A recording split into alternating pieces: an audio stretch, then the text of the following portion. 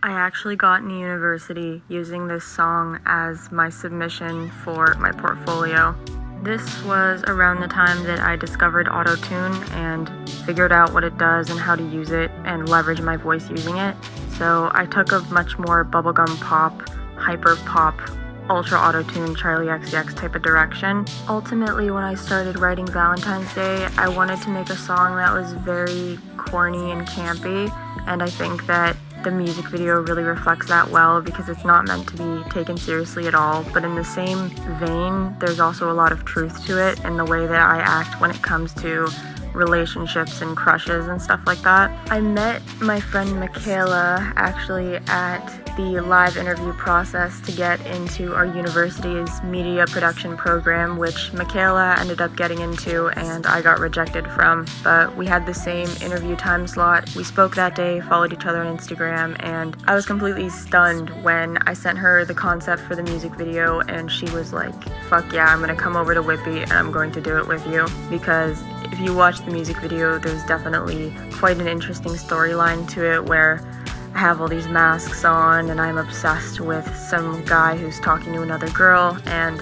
I am gay, but this is back when I considered myself bi, so it felt appropriate to represent a straight relationship rather than a queer one, which is not a creative decision I would make now. But by the end of the music video, there's like a tonal shift in the song where it goes from a light-hearted bubblegum pop song to kind of a dark twist. And that fits really well in the music video where my character kind of goes insane after seeing her crush with another girl and decides to go to school and bludgeon him to death. The entire music video was made in my basement all within one day. Michaela and I did everything. We used the green screen, we had all of the props, we did the face masks, I edited it. I got the weapon just from my basement, from the tools my dad had, and I thought it turned out quite successfully for what it was. I've always really adored horror and things that are super over the top and extreme, and I think that's something you'll see a lot in my upcoming works and music videos. So creatively, visually, this is kind of the start of me embracing that super over the top in your face way of going about things when it comes to representing my emotions on screen and in my music. And really, I have to give Michaela her flowers because we've stayed really close friends over the years, and she's one of my closest creative partners when it comes to making visual projects, and I work very close with her still. I do think it would be really fun one day to properly recreate this music video in its full form without the green screen and with real scenes, and now that I have access to that kind of equipment, studio space, and crew, I think it would be definitely a possibility for me in the future. But for now, Valentine's Day remains to be a relic of the past. God, I really appreciate it for what it is and the work we did, because to this day, it's definitely the music video project I'm the most proud of despite its amateurness. And again, I cannot thank Michaela enough. I cannot thank my parents enough for letting us set this up in my basement and letting me buy a green screen and supporting me in whatever I do. And for the submission people in my university program for watching this and hearing the song and thinking to themselves, like, this girl has ambition and drive enough to take this on as a professional career. So that's Valentine's Day, and I hope you enjoy.